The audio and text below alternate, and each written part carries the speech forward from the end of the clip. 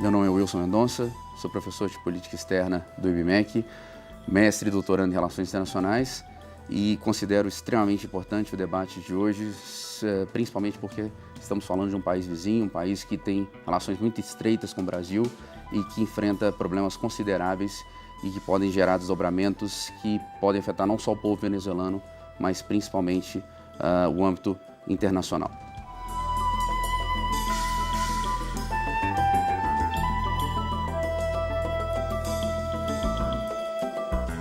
Meu nome é Ricardo Guise Corniglion, eu sou professor da PUC Minas há 18 anos, bacharel e mestre em Relações Internacionais e doutor em Geografia. É importante a gente debater a Venezuela aqui, primeiro por uma questão de solidariedade ao povo venezuelano, está sofrendo já há muitos anos por causa da crise. Em segundo, porque a Venezuela era uma democracia e caminhou para uma ditadura, isso é lamentável.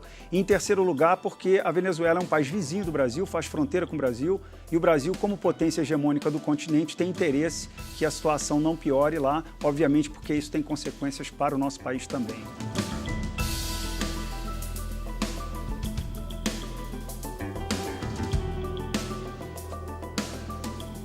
E eu sou Jair Stacanelli e está no ar o Hoje Nosso Debate.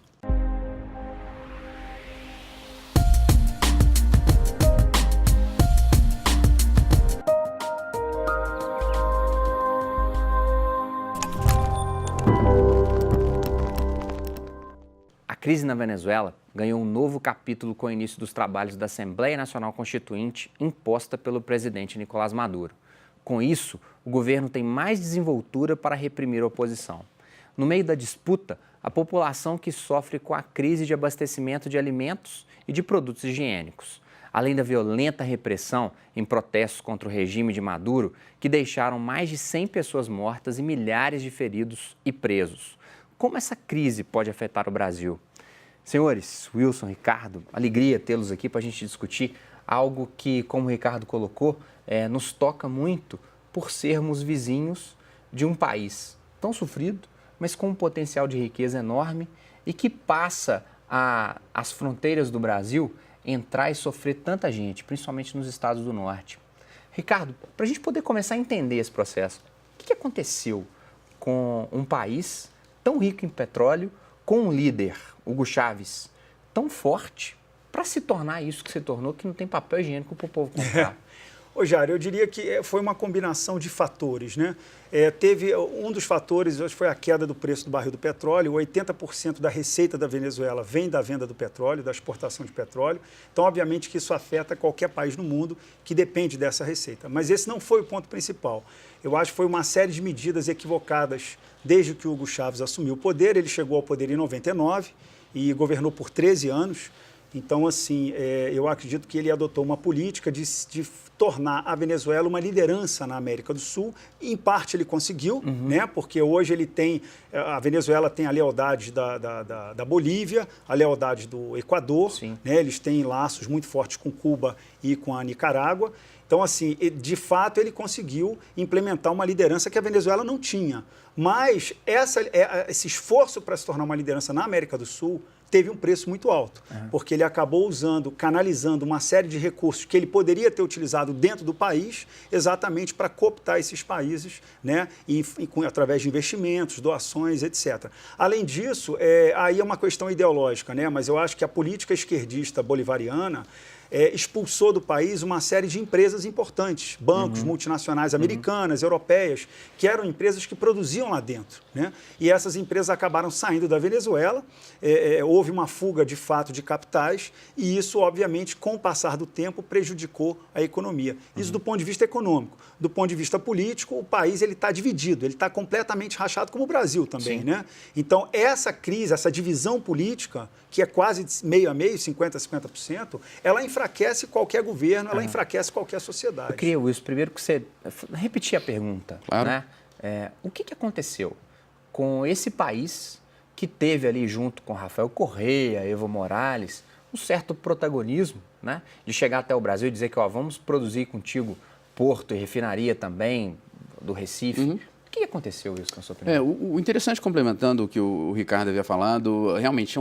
uma correlação de eventos que, apesar de chamar muita atenção o que tem acontecido, principalmente por causa dos desdobramentos a partir de abril, com as passeatas, os protestos, a própria Constituinte, que chamou muita atenção da opinião pública mundial, mas há um recorte temporal muito interessante em relação à Venezuela, a partir de 99, com a eleição de Chávez, e principalmente depois de uma onda que a gente chama de um boom de commodities, que o próprio governo chavista acabou surfando nessa onda de populismo, que deu uma certa tranquilidade e respaldo para que ele conseguisse trazer para o seu âmbito de influência outros países, como o Ricardo já havia mencionado, quanto aos países da Aliança Bolivariana, que também agora já começa a ser um problema em relação a essa postura da Organização dos Estados Americanos. Acredito que a gente vai ter oportunidade de falar sobre isso ainda no programa, mas a questão é, Nicolás Maduro está longe de ser o que era Hugo Chávez, ou seja,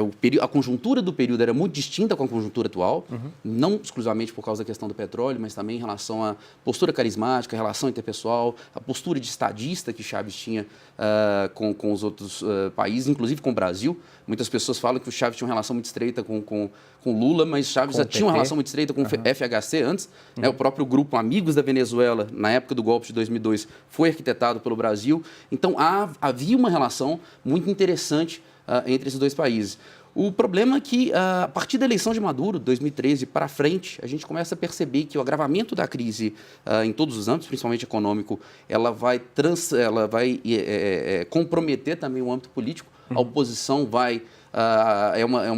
uma corrida que ficou muito apertada, a eleição de Maduro ficou uma diferença de 1,5% para o governo Capriles, e desde então a oposição ela acaba pressionando tudo o que tem acontecido de ruim de 2013 para frente, e Maduro, a partir do momento que o parlamento é assumido pela oposição, ele adota posturas extremamente agressivas em relação à oposição. E essa é, eu diria, o início do grande estopim do que a gente está vendo hoje, de uma ditadura muito acelerada no processo. Eu queria construir com você, inclusive, telespectador do Horizonte Debate, que, de alguma forma, está de frente de uma crise política no Brasil e uma eleição em 2018 que tem desdobramentos que a gente ainda não sabe. Primeiro, a gente não sabe nem como que a gente vai votar, se vai ser distritão, misto ou light da jabuticaba que eles estão inventando no Congresso.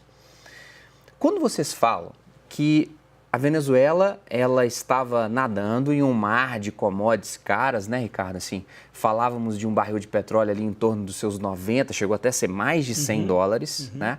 Hoje o barril do petróleo girando em torno de 27 alto, 30 dólares o barril, ou seja, menos de 1/3 daquilo que valia. Ouvimos várias vezes as pessoas dizerem que o governo Lula e o governo Dilma estavam nadando, a maré baixou e aí que a gente percebeu que a gente estava nadando nu. A mesma coisa aconteceu com a Venezuela. Estavam nadando, estavam achando que estavam num mar como os belos mares de Los Roques na Venezuela. Eles estavam nadando nu em Los Roques, Ricardo? Olha, tudo indica que sim, né? Um país, ele não entra numa crise econômica de uma hora para outra, né? É uma combinação na verdade, uma combinação de fatores, uma combinação de medidas equivocadas que vai fazendo com que a economia entre numa decadência muito grande até chegar onde eles chegaram, né? Uma coisa importante que eu acho que é importante mencionar, a Guerra Fria, ela enterrou boa parte do comunismo no mundo, né? E o que a gente verifica hoje no mundo é que os países que ainda detêm uma linha socialista, né, não são todos, a China é uma exceção, mas a China é um outro mundo, né, eles estão em dificuldade financeira, eles têm dificuldade de atender as necessidades básicas da população. Você está falando de Cuba, Coreia do Norte? Isso, Cuba está em crise, a Coreia do Norte ela só tem armas nucleares e mísseis porque ela canaliza 25% do PIB para a área militar. Fora isso, é um país extremamente pobre. Nós temos o caso, a Bolívia é uma exceção, que realmente não está na situação muito ruim, mas, em geral, esses países que têm esse viés socialista, eles estão pagando um preço hoje, né? Os países que adotaram uma linha mais progressista, uma linha mais liberal, eles têm uma tendência a dinamizar mais a economia, né? Porque, na verdade, o que gera emprego nas economias do mundo são as empresas. O empresário, o empreendedor. Agora, né? Ricardo, e vou passar essa reflexão para o Wilson, até para deixar no finalzinho desse primeiro bloco um frisson para o próximo. Aconteceu com a Venezuela e poderia acontecer conosco também?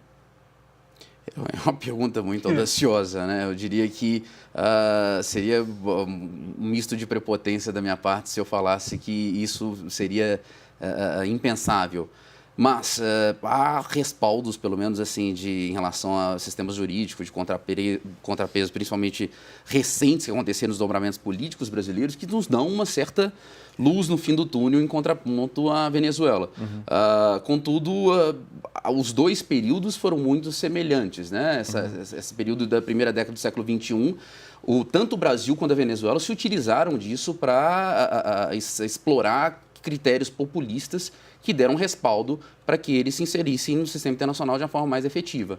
Então, nesse ponto, eu concordo que haveria um possível desdobramento. Contudo, eu acho que os nossos três poderes eles teriam um pouco mais de estrutura e capacidade de conseguir conter o que está acontecendo na Venezuela, né? Então, é uma solução. E aí, Ricardo, em um minuto, o que seriam essas estruturas? Eu concordo com o que o Wilson falou. O Brasil, diferentemente da maioria dos outros países da América do Sul, ele tem as instituições são mais fortes aqui. Né? Imprensa, liberdade de imprensa, o Supremo, o papel do Congresso. Então, assim, existe um equilíbrio mais saudável em que, de repente, determinados caudilhos ou liderança populista têm uma certa dificuldade de se impor, como foi no caso da Venezuela e na Argentina também. Né? Então, acho que isso é um pouco vamos dizer, uma espécie de salvadora da pátria no Brasil. A gente tem esse resguardo e tem que continuar desse jeito. Né? Você vê, os Estados Unidos são uma democracia, um exemplo de democracia, por quê? Porque as instituições são muito fortes. Né? Só para finalizar, o presidente Trump baixou um decreto no início do governo dele proibindo a entrada de imigrante ou visitante de 6 países. Um juiz de primeira instância cortou isso. Foi uma coisa impressionante, né? A gente ainda vai falar de Trump no segundo bloco. Queria falar muito de Brasil, de eleição e de Darcy Ribeiro, quem sabe, no terceiro bloco, para a gente pensar esse projeto de América Latina tão difícil. Vamos para um breve intervalo. Voltamos daqui a pouquinho.